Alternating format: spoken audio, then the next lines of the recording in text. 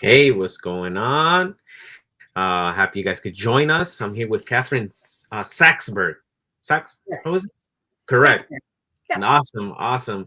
And yeah, we just wanted to, fill you guys in, especially in the Latin community. I get asked so much, about publishing and mastering and et cetera, international royalties. And honestly, sometimes I don't even have all the answers. So if that was you, if you were one of the people that asked me, we have the right person to ask those questions to tonight.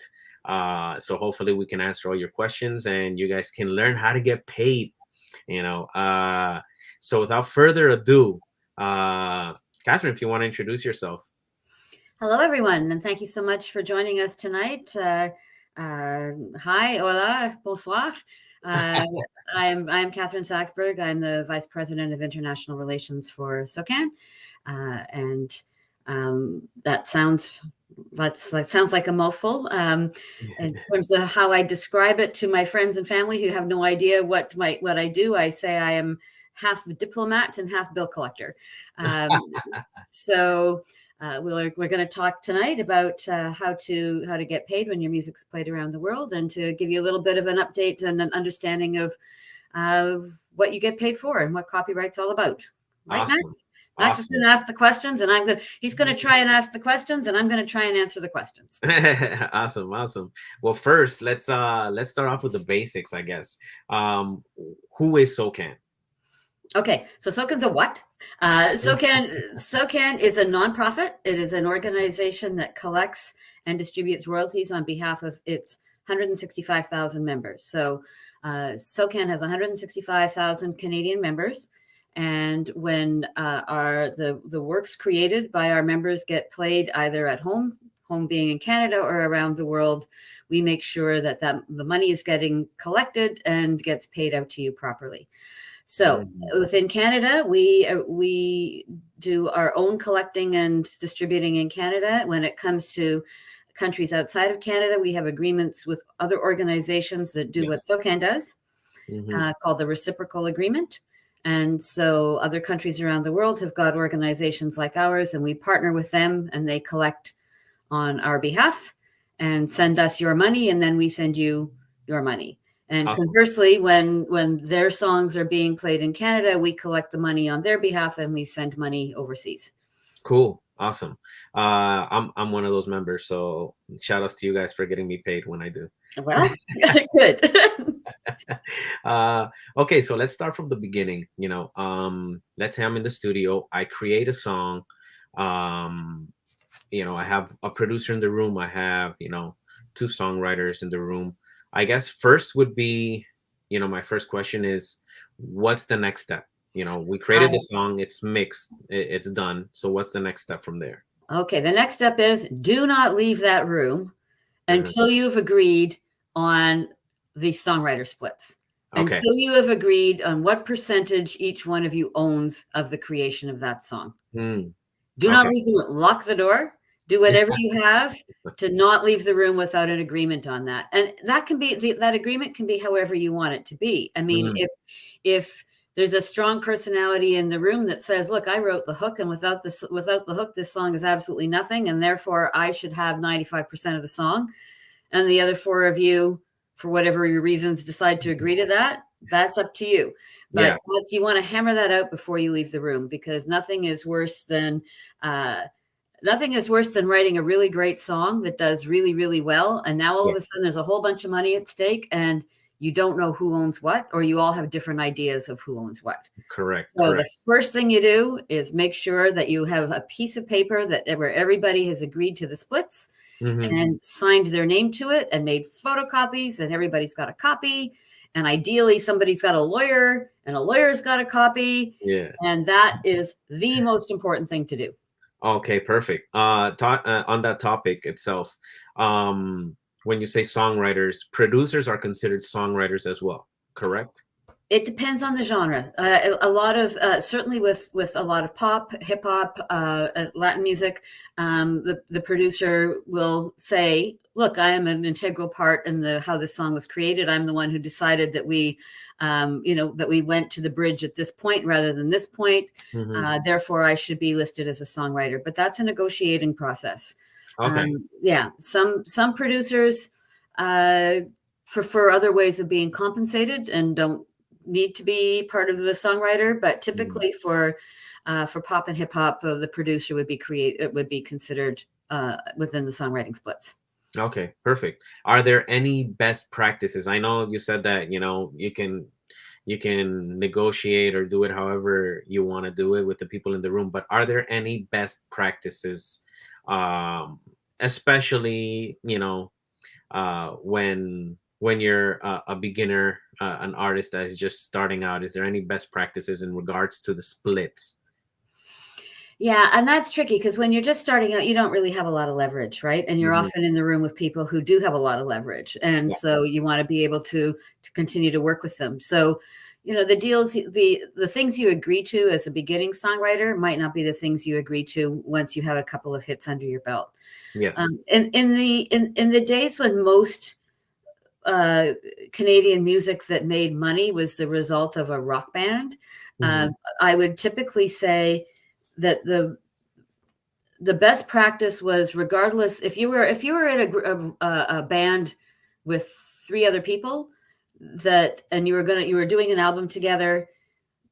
Typically, I would suggest that what you want to do is put all four names on all of your songs, regardless of who the Hmm. writer was. Yeah. Bands fall apart when there's one principal Yeah. songwriter who is making a bunch of money and the drummer is still sleeping on his girlfriend's couch. Yeah. That's Yeah. when bands fall Exactly. apart, right? Yeah. Yeah. And that's when animosity is created. So if you are part of a collective, a band, or a group of writers and producers that always work together, then regardless on any given song as to whether or not you did more or less, an equal split makes sense because hopefully you have a long-standing relationship with the people in your crew, and that will all even out in the wash, right? If you say Yeah. there's four of us in this particular production songwriting crew, it's gonna be a 25% split amongst the four of us, regardless as to whether or not Max did all the heavy lifting on this song. That's how you keep that group together. So you got to think about what's important to you. Is the Yeah. relation how important is the relationship Yeah. compared to how important is the money? Yeah, exactly. And the reason why I ask is because, usually, you'll find yourself in, let's just use my example. For example, I like to work evenly, just to keep the peace. I always try to keep it evenly. But then, there is situations where, for example, if I produce the track and then there are two writers in the room, then the splits would be different. And another question I had was, going back to what I said about, like, our producer songwriters. You've heard that practices are usually 50% of publishing goes to the producer, 50% goes to the songwriter, if it's just a songwriter and a producer in the room. Is that usually how a song gets split? Let me better explain it. If there's two producers in the room, or three, is a song split up 50% for the producers and the other 50% for the songwriters? Or is it different if like what I said, are the producers considered songwriters in that situation as well? The part that you're dividing up is what's called the songwriter's share, Hmm. right? That's what you're dividing up in the room. The producers are part of that. They're dividing up. You're dividing up the songwriter's share, Okay. um, because the publishing is a separate thing. Hmm. Um, so it really depends on the dynamics of the group. It Yeah. really depends on uh, if the producer is the key to making this song a hit, Yeah. um, then the producer should be dealt in accordingly, right? But Hmm. all of that it really depends on the people in the room. Okay. Yeah, and contributions can be different, right? Like somebody might do, as I said, might write most of the song, but a person might have come up with a really, really great title, and they may say, without this title of this song, the song isn't worth as much. So even Hmm. just for coming up with the title and the lead line of the chorus, I want 50% of the song. Mm, Maybe that's a deal you make, right? That's why it's so yes. important not to be having these conversations. Ideally, what you want to do is figure out what the dynamic is, the business dynamic of your writing group before you start writing anything. That's the ideal scenario, right? We say we come That in, would be amazing. Yeah. yeah, we're going to write together. What's the expectation for all of us going into this? If that's not the case, and what you've done is you've been working together, you've been, staying up all night putting this song together, and it's a great track. Again, don't leave the room without agreeing. And that could be tricky because, you've been working on it all night. Everything's still fresh. Everybody thinks that their contribution is the thing that makes the whole thing sizzle. Yes. But as hard as a conversation that is, it's only going to get worse. If the worst thing that can happen to you in that scenario is that the song is a hit, Yeah. because at that point, the conversations will get really, really difficult. Yeah, for sure. And I think going back to what you said, it depends on your caliber, the caliber of artist you are, right? Like if Beyonce says that she wants 95% off a song I wrote, hey, take the take the Right, 95%. I'm good with 5%, right, because I know how much money that song's gonna make. right. Uh so yeah, it makes sense. Another question I get asked a lot is what's the difference between publishing rights and mastering rights? Okay, so let's go back a little bit. So Max and his group of creative partners have created a song in the studio. They've written the song and they've done a recording of it. They've got a performance of it. One of the people in the room is also the lead performer on the song, Okay. right? So you've created a thing. You've created a thing, a piece of intellectual property. Um, and the way that intellectual property makes money for you is through copyright. Now, copyright's a funny thing because it sounds like it's a singular noun, but it's really it's really a bundle of rights. Mhm. Within that thing that you've created, there are a number of rights that can be separated and each monetized in a distinctly different way. All right. Okay. So right now, before you've left the room, you've got the song, which is otherwise sometimes known as the underlying work. So that's a piece of intellectual property unto itself, right? So whether or not your recording is the recording that is the big hit, or whether or not somebody else hears your recording, a big star, Shakira hears your recording and says, that song's for me, does a totally different arrangement of it, but is still singing your melody and your lyrics, Mhm. you still own that song, even though there's now a different recording. Yeah. So the song is one piece of intellectual property. The recording, whoever it was that performed the song in the studio when you guys were working on it, has created a master recording of that song. Uh-huh. So, and that is a separate piece of intellectual property. So what you hear is a song performed by a specific person. Yeah. The recording of that specific person is the master, and the song is the underlying work. The underlying work is managed by a publisher, Yeah. and the master is owned either by the people who created the master or the record label that paid for it. Uh-huh. Okay. So is it safe to say that usually the person that or the association that owns the master is a record label or the financer or Yeah. yeah. Yeah, Okay. typically, yeah. So we were talking about earlier about how you're sort of going into the indie world. If you are the person financing your own recordings, you then own the master. If you've signed a record deal, Yeah. typically that's what a record label will do for you, is that they will finance the recordings. They don't own the songs. Publishing company Mhm. owns the song. You, the songwriter, and the publishing company owns the songs, but they will own the masters, and so they are the ones who um, own the intellectual property in the master. Okay. And when it comes down to collecting royalties, what would be an example of, I guess, mastering? I guess you could say royalties. I don't think that makes sense. Mastering royalties, but just to get the gist of it, like the Yeah. publishing, for example, if it plays on the radio and it plays on TV, et cetera, et cetera, I believe that's the publishing royalties that you would receive, correct? So let's talk about radio. So if the song that you've created, give me a title. So we're referring to a particular work. So That Dancing Kizomba. Let's see where. Oh, there it is. There it is. okay, I It's can't gonna see it. it's gonna be hard for you to pronounce, so let's just call it DK. Okay, so DK. So we've got a song called DK, right? So Yeah. it's getting played on the radio. Yeah. So there are royalties attached to the underlying work, to the song. So the radio station pays SOCAN for the right to be able to play that song. So that's the performance royalty, the right of communication, if you want to be technical. They also pay for the right to make, so am I getting really into inside baseball here, to make what's called an ephemeral recording copy of that song so that Mm. they can take the file that you sent them to load up onto the radio station and put it onto their own server. So they pay for the Mhm. right to make that copy. Okay. Okay. So the radio station pays for that on the song side. Then on the master side, they pay what's called a neighboring right. Mm. So a neighboring right isn't, it's typically for radio, it's not valued to the same degree that the song is valued, but there Mhm. is a right that is paid for the master right also. And within the master right, that would be shared amongst the record label, generally the performer, and sometimes even some of the musicians. Okay.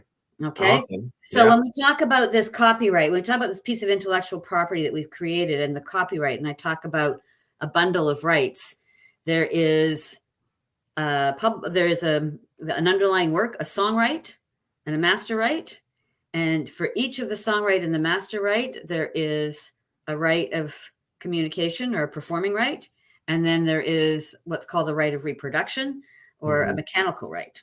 Mhm. So we've got, it's a very complicated picture. If I was drawing you a pie chart right now, we would start to look like a kaleidoscope, right? Because we're topping it up into a whole bunch of pieces. Yes. No. And if I haven't lost you yet, stop me if I've lost you. But if I haven't lost you yet, let's go back to talking about that song. Because Mhm. when you and your gang of colleagues have created this song, right now you own 100% divided amongst you. You own 100% of this song. Yeah. You own both the songwriter, what's called the songwriter's share of that song, and you own what's called the publisher's share of that song. Mhm. So at this point, before you've left the room, you are both songwriters and you are publishers because you own the publishing right. Mhm. Okay. The publishing right, you can decide to enter into an agreement with the publisher and they will then pay you for that right. And they will then collect on your behalf and manage the money attached to that. So Mhm. they will then take on that publishing right. They will then own that piece of your song. Ah, okay. Okay. But you generally, although the world's changing and that might be for another week, but generally the way it's traditionally been done is that you hold on to what's called the writer's share of your song that you've divided amongst your crew. And then the publishers, each one of your crew might have their own publishing company. And Yeah. so they might be sharing their part of their song. They might be keeping their writer's share, but they might be sharing their part of the publisher's share with their own individual publisher. Mhm. Yeah, So, for so sure. now, so now you might go from having 4 people who own this song to 8 people who own this song, if each one of them has Yeah. a different publisher. Yeah, it gets a little messy after a while. I've been in that position. Um, but when it comes down to performance rights, mechanical rights, mastering and publishing, does SOCAN collect all of that or No. just something specifically? Yeah. SOCAN collects uh, performance rights on the publishing side. Okay. And we do that for all of our 165,000 members and for the world's repertoire. Hmm. So that's our main business. We also do collect for some reproduction rights. That's a much smaller part of our business. It's just something that we started in the past few years, and we do that on a contract basis, mostly with publishers. So a publisher will come to us and say, "We would like you to collect our reproduction/mechanical rights for us." So Wow. it's a much smaller piece of our business, and it's something that you can opt into, but uh, the bulk of our business is definitely on the performing rights side. Okay. Cool. Okay. Um, and so now that we've talked, I guess, locally within Canada itself, let's expand internationally now. Okay. So internationally, would do you is it a requirement for a songwriter or someone that wants to work with SOCAN to have an agreement with one of your affiliates outside of Canada, or is that not necessary? So what happens when you join SOCAN? You immediately, for all intents and purposes, have the network of performing rights societies around the world working for you Oh, okay. through the agreements that we have. The one exception is that when it comes to the United States, you have to designate who you want in the US which organization you want in the US to collect on your behalf. Hmm. Because the US is a different market. It's obviously a very big market, but they've got two big players there, ASCAP and BMI. So when you go online to join SOCAN, there'll be a little drop-down menu that will say, do you want your US rights collected by either ASCAP or BMI? You're not becoming a member directly of ASCAP or BMI. You're just saying that you want SOCAN to work with ASCAP or BMI on your behalf to collect your rights. Okay. The thing to keep in mind, and this is a complicated question, is that they are not Tweedledum and Tweedledee. They're not two versions of the same thing. They're very different organizations. Mhm. They collect their money differently. They pay out their money differently. Ah, okay. So typically, SOCAN's position is to remain neutral. We have really Neutral. good relationships and partnerships with both of them. Hmm. But if you are at a point where you are working with, a lawyer, a manager, a publisher, you might want to have a conversation to say, given the kind of music that I do, would I be better off with ASCAP or would I be better off with BMI? Oh, I see. I see. Oh, that's a bit of information I did not know. Yeah, Okay, that's good to know right there. yeah, because they're Uh, different. yeah, yeah, yeah. Oh, okay, that's I actually did think that they did the same thing, but now They it, do the same thing, they just do it differently, and they could yeah, do it yeah, different. And doing it differently could impact how much money they send you. yeah, yeah, for sure. Okay, that's good to know. Another question is how often does SOCAN pay out if it's internationally or domestically? How often does an artist or a songwriter get a check from SOCAN? Let's say if I release a song today and it's registered and it starts hitting on radio tomorrow, when would I see the first paycheck of those royalties? So SOCAN pays quarterly. What's today? Today's the 16th? Yeah. So Yeah. yesterday was payday. Okay. Yesterday, yeah. So February 15th was payday. So SOCAN pays 4 times a year. Uh, Mm-hmm. so if you release the song and it starts getting some traction on radio in Canada, it starts to blow up, you'll start to see money for that probably 6 months from now. Okay. Okay. Okay, makes sense. That's good to know too.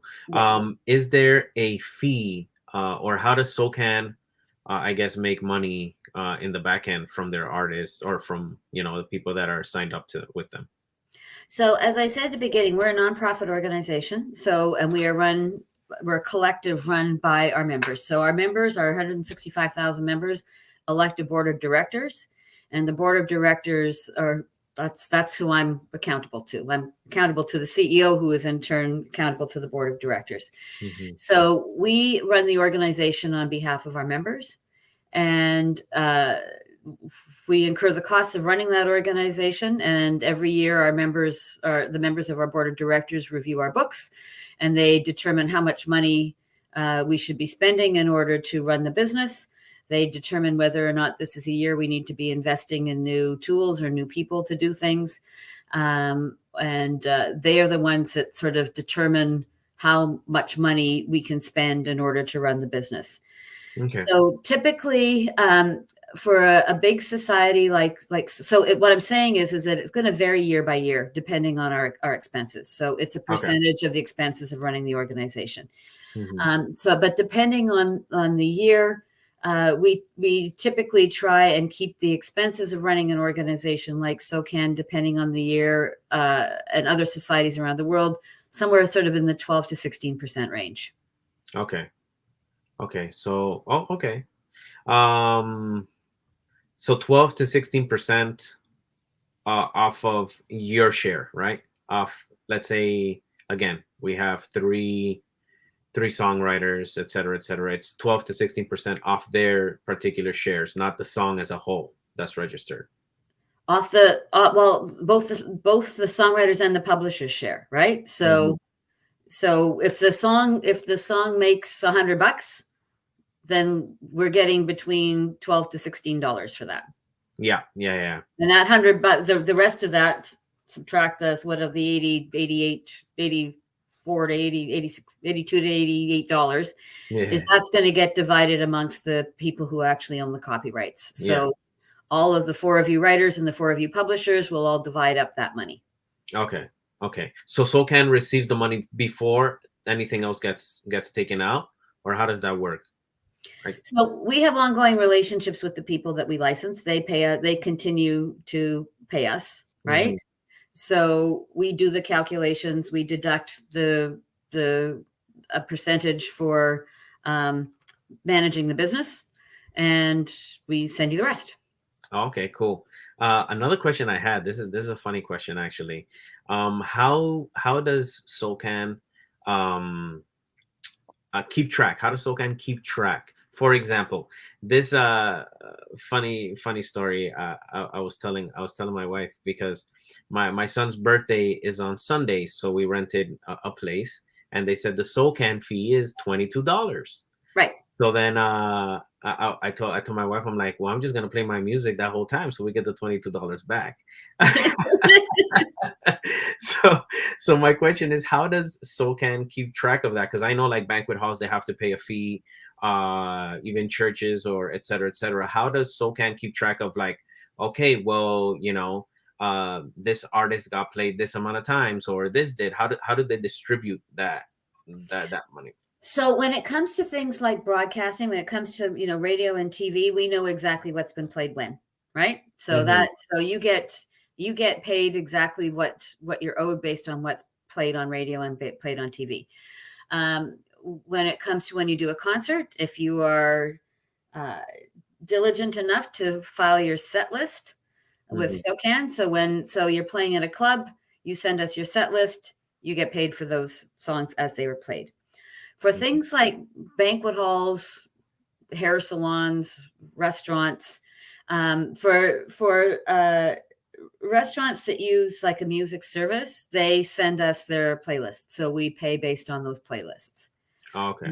Yeah, for organizations, and it's a much smaller part of our business, but for organizations that are very small and don't submit a playlist, what we do is we take a look at we build a formula based on digital services and radio, and we pay out based on that. Oh, okay. Okay, cool. Yeah. We have a question from the audience. It says, if you sign a licensing agreement for a song with music library, with the music library, do they own the publishing of the song, even if it's not used by the music library? I don't know what they mean by music library, but maybe you do. I don't know. Do they own the publishing for streaming, performance, etc., or do they only get paid when it's used for TV and film? That depends on the nature of the agreement that you have signed. Hmm. So that is the answer to that question, dear viewer, is that is up to you, and it really shows the importance of really carefully reading your agreement, because if you are, and I'm not entirely sure what you mean by music library, but if you were talking about an organization that collects copyrights with the idea that they're pitching them to film and TV, my inclination would be to say, okay, so I think it's really great that you're willing to work for me and pitch my song, but you're just going to do that for a fee, and I'm only going to pay you when you actually land a license somewhere. I'm not going to assign any part of my intellectual property, of the thing that I've created. I'm not going to assign any of that to you. I'm Mm, going to pay you a fee for which we can negotiate for placing a song. And if you haven't placed that song, then I'm not paying you anything. You get paid when you place something. yeah. I will pay you a commission for that service. A Hmm. lot of these kinds of organizations try to get people to sign agreements where they sign a publisher's share. But make no mistake, these people aren't necessarily doing the work of a publisher. Now, a good publisher will pitch your work for film and TV, but that's not all they do. So they earn their money in a bunch of other ways. And so for that's an agreement you might be willing to make for the full services of a publisher. But if you're just talking about somebody who says, I'm going to pitch you to film and TV, I would really think twice before signing away any part of the ownership of my song. Okay. I hope that answers your question. Does that, listener, thumbs up? You want to send Max a thumbs up or a thumbs down so we know whether or not that helped? Yeah. I guess now to follow up with that answer, seeing the climate within the music industry nowadays, would you recommend? Would you still recommend for an aspiring artist or songwriter or producer to look for a publishing deal, or simply just an admin deal, or if a deal at all, and just work directly with SOCAN and BMI, et cetera, et cetera? Just seeing how the industry is nowadays, what would be your recommendations? Okay, let's back up a little bit on that. So the room I'm in right here is part of my incredibly luxurious house. So I'm going to use a bit of a metaphor here. I own a house. If all of a sudden my pipes freeze and burst, I need to call a plumber and get them to come and fix the pipes in my house, right? But what I first need to do is I need to go downstairs and say, okay, well, this pipe looks like it's broken. First of all, I make the assessment that I need a plumber. So I call a plumber. The plumber comes over. He goes, oh, geez, yeah, this expensive, big deal here. I ask him to explain what it is that he's going to do. I have to think about whether or not that makes sense to me. Is the explanation that he's giving me for how he's going to do this repair, does it make good logical sense to me? And then he says to me, and this is what it's going to cost. And I have to determine whether or not I think that's a reasonable price for the work that he's going to do. I don't need to be a plumber, but I need to know enough about plumbing. If I'm going to own a piece of property, whether it's a house or a piece of intellectual property, I need to know enough about what's involved with plumbing in order to make good decisions to look after my asset.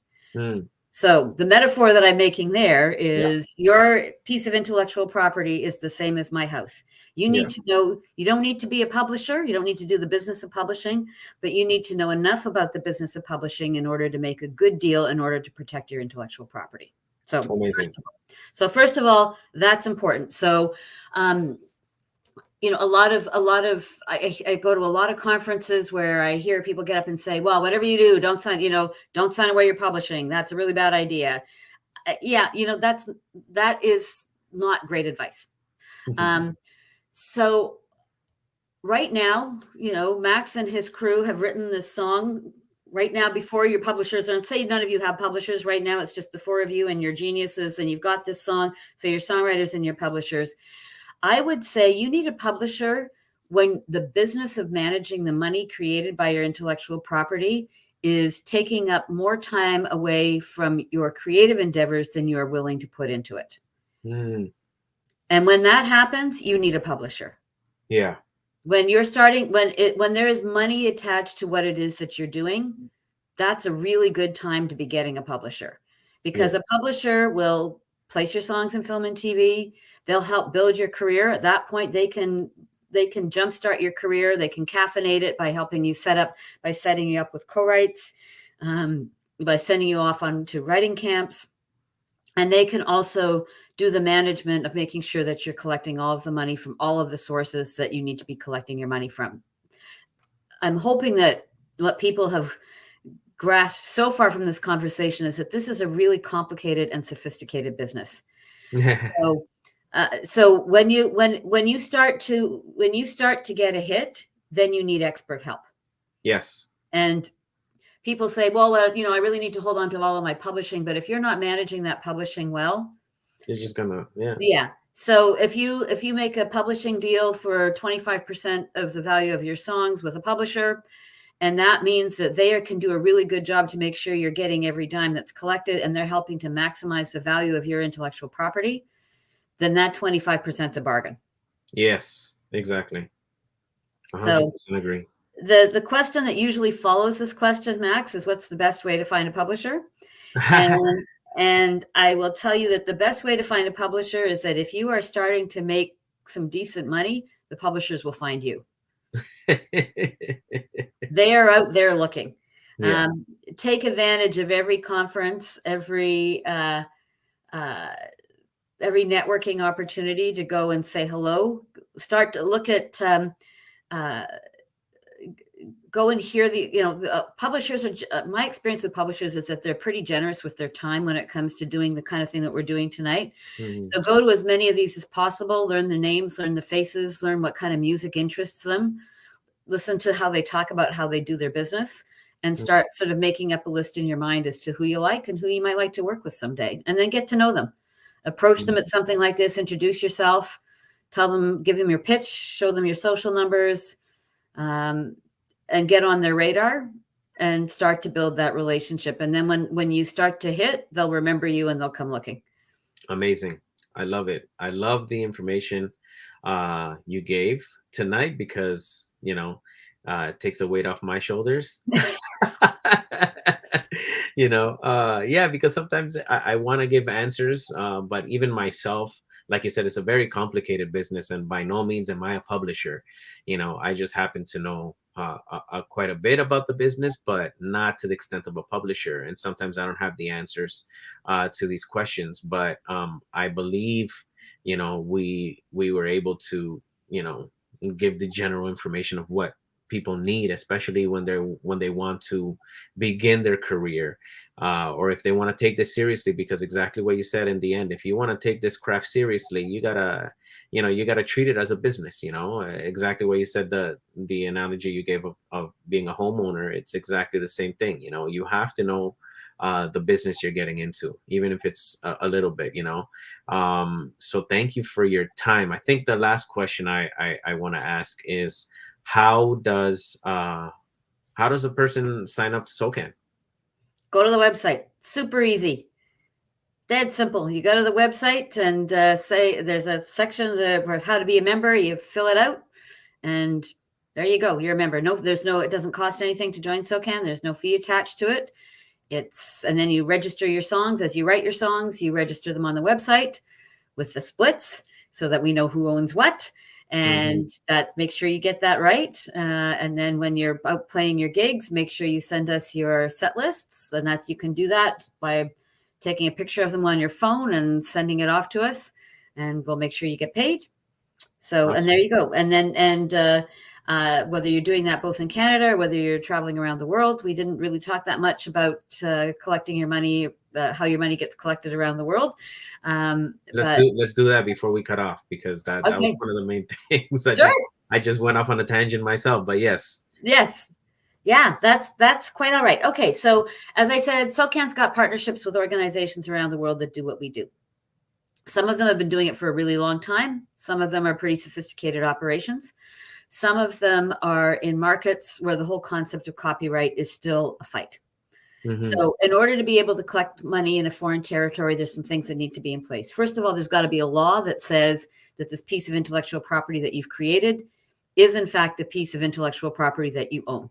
So, there needs to be laws that protect copyright.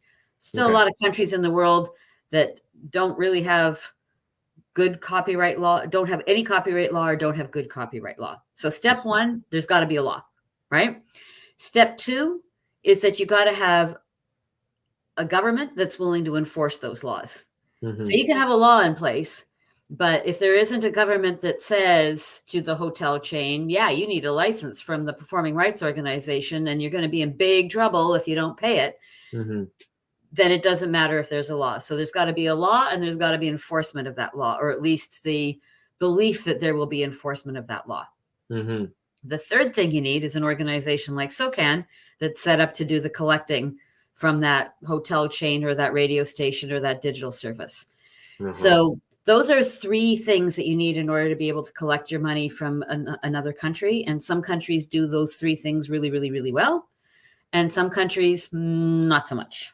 So Some, when talking about, I guess you could, talking about Latin America, I would think that there are some countries, obviously, that don't do that very well.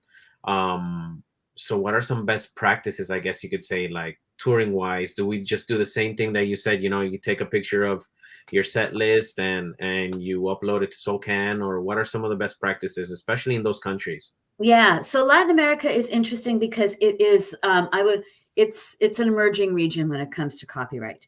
There's some societies that have been around in countries like Mexico, Brazil, Argentina that have been around for a long time. But they struggle. They struggle with steps 1 and steps 2, with strong Hmm. copyright law and strong enforcement. So when it comes to things like broadcasters, radio, and TV, there's still very much a struggle in terms of negotiating with those broadcasters to get paid. Now, Yeah. the good news is, and where I'm optimistic about Latin America, is when it comes to digital services. Mm. So, as it stands last year, Mexico was the #1 territory in the world for usage for YouTube.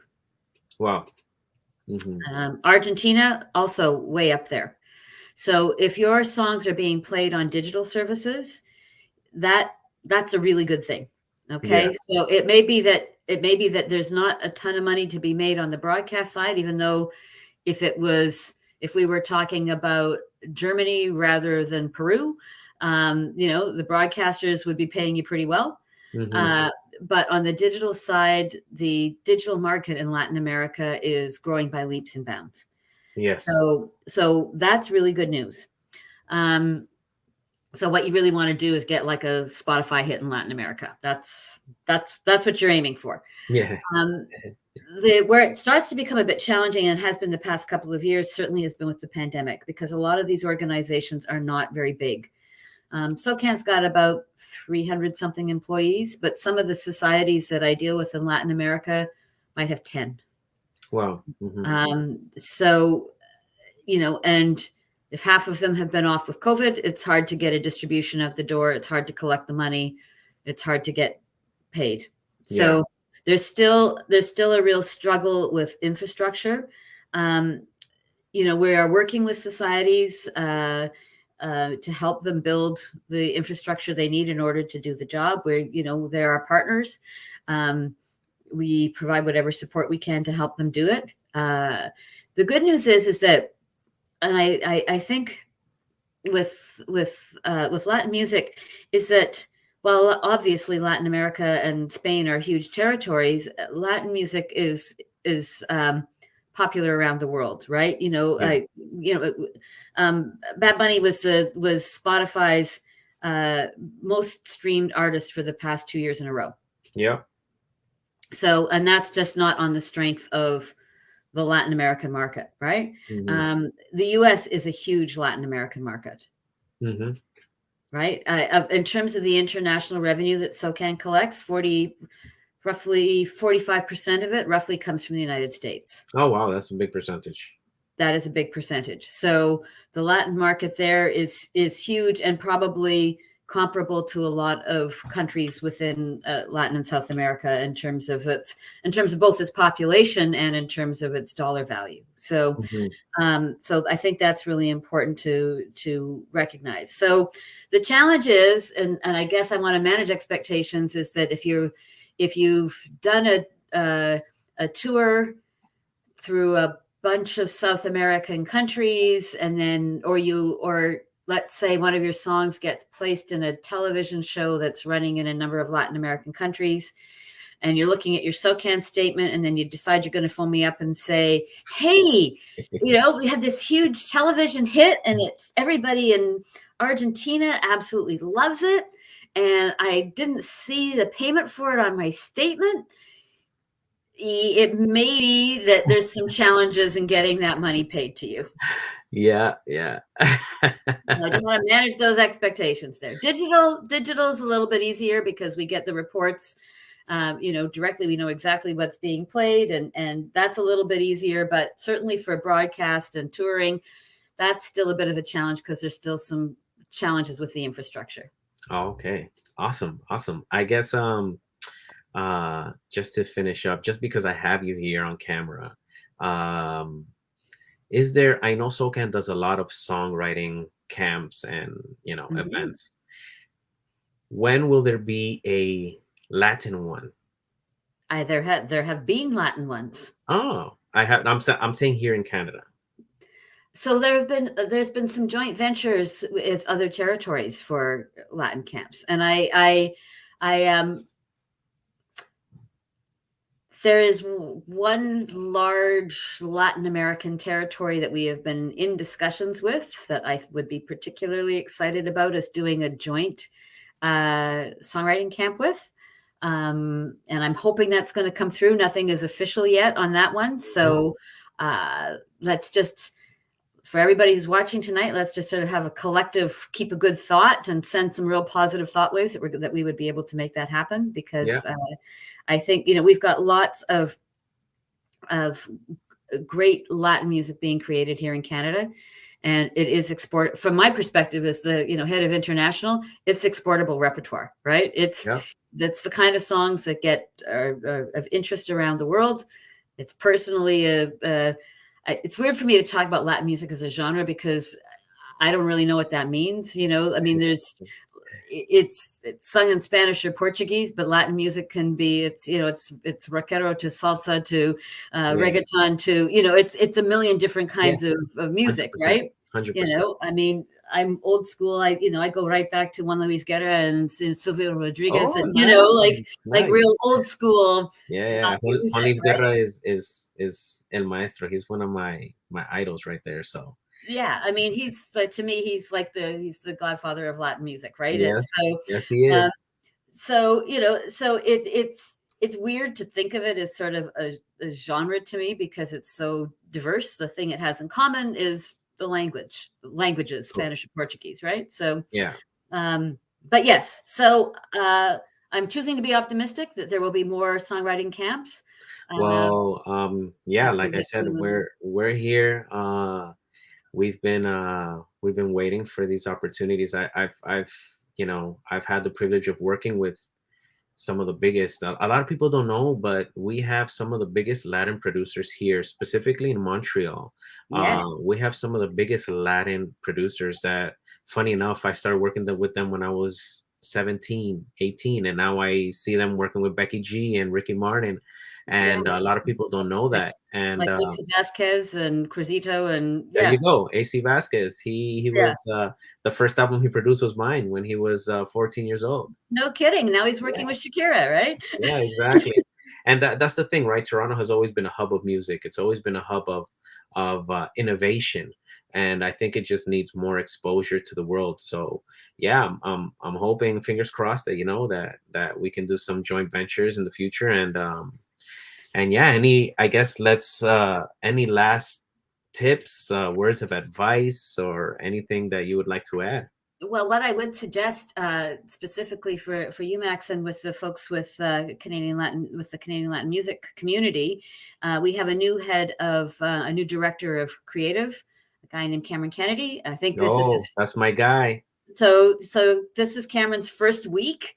So you get in there fast and say, okay, Cameron, what's the deal with Ahead of the game. I sent him a message this morning.